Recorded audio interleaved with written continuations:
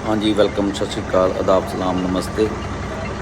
तो असीं गल कर रहे हैं रूट ट्रक पार्टी पात्रा तो असीं गड्डी 42/22 14 चक्की 32 फुटी रेडी की है, फुल मॉडिफाई की है। अंदर तुसीं आ वेख सकते हो तो कैबिन का वर्क किया, लाइटिंग वगैरह तो फैबरिक का बहुत ही सोहना काम होया है, चंगी तरह देख सकते हो।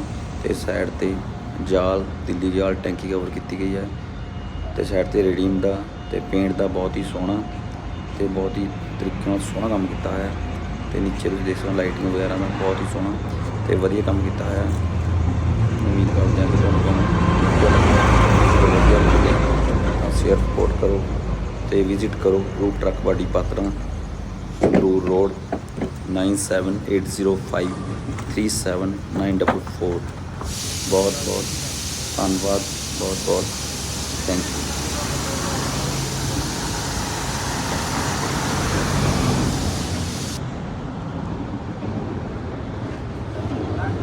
लाइटिंग का वर्क फ्रंट तो देख सकते हो। Thank you.